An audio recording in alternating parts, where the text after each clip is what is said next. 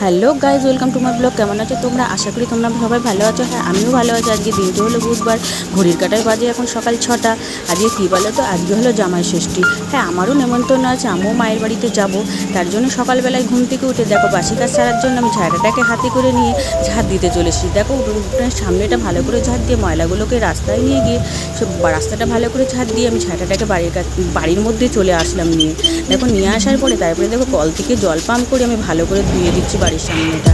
এ দেখো আবার আমি জল নিয়েছি, জল নিয়ে সামনের উঠোনটা ভালো করে ধুয়ে দিয়ে এবার আমি জল নিয়ে আমি এবার গেটের সামনেটাকে ভালো করে ধোয়াবো।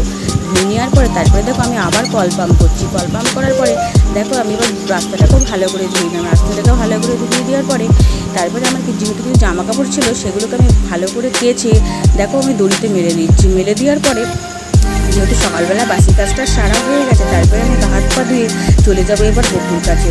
দেখো আমি গপুর কাছে গপুর দেখো কী সুন্দর ঘুমাচ্ছে। ওকে আমি মশারি টাঙিয়ে দিচ্ছি মশারির তলে।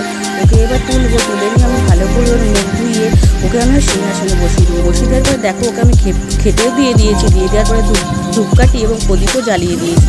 জ্বালিয়ে দেওয়ার পরে দেখো আমার এই পাশের সিংহাসনটা আছে মা তারা, বাবা ভোলেনাথ এবং মা লক্ষ্মী। পাশের সিংহাসনে আছে গোপুসোনা আর বাবা লোকনাথ। দেখো তারপরে আমি মায়ের বাড়ির দিকে গেলাম। বাড়ির দিকে গিয়ে দেখো আমার মায়ের বাড়ির পাশে একটি সরু রাস্তা আছে, তার পাশে জঙ্গলও আছে। দেখো তারপরে আমার বাবা সেই রাস্তাটা দিয়ে দেখো আবার সামনে লাইনও আছে। লাইনটা পার হয়ে আমার বাবা ওই পাড়ের দিকে যাচ্ছে। ওই পাড়ে একটি দোকান আছে, সেই দোকানে যাচ্ছে। তারপরে আমার মা বাজারে গিয়েছিল, দেখো বাজার থেকে চলেও এসেছে। মার পাশের পুরো ব্যাগ রয়েছে হাতে, পাশের ব্যাগটিতে রয়েছে কিছু সবজি বাজার ও মাছ। আর এই হাতের ব্যাগটিতে রয়েছে প্যাকেটে রয়েছে দেখো এক মিষ্টি এবং একটি প্যাকেটে রয়েছে ফুল। আমি মাকে বললাম আমি পয়সা দিয়ে দিলে তুমি আবার গিয়ে নিয়ে আসতে। মা বললো তোর দিতে লাগবে না, তুই এখান থেকেই নিয়ে নিস। তা মা আবার বললো দিদিরা চলে আসবে, তুই একটু আমার আটাটা মেখে দেয়। বললাম ঠিক আছে, যেহেতু আমার বাড়ির পাশে 3 পায়ে আমার বাড়ি, এর জন্য আমি তাড়াতাড়ি চলে এসেছি মার হাতে একটু কাজ করার জন্য। তারপরে মা আমার সামনে সব দিয়ে দিল গুছিয়ে। এখানে আমি আটাটাকে মাখতে বসে গেছি। তারপরে দেখো আটা নিয়ে আর ময়দা নিয়ে বসে পড়েছি। বসে পড়ার পরে ওর মধ্যে একটু ময়দা দেওয়ার জন্য আমি একটু সরষের তেল, একটু লবণ এবং একটু চিনি দিয়ে আটাটাকে ভালো করে মাখছি। তারপরে আমি মায়ের সাথে কথাও বলছি। তো মা বলছে আমি বাজারে গিয়েছিলাম, দেখছি দাদু বাজারে গেছে। দাদুকে বলছে দাদু কী করছো তুমি? দাদু বলছে আমার বাড়িতে ষষ্ঠী করতে হবে না। মা বলছে না, আমার জামাইরা মেয়েরা বাড়িতে আসবে, আমি আর যাবো না। তা মা দাদু কিছু ফল কিনছিল, দাদু বলছে তাহলে এখান থেকে কটা ফল নিয়ে যাও। মা বলছে না, এখান থেকে কটা ফল দিতে হবে না, তুমি বাড়িতে নিয়ে যাও।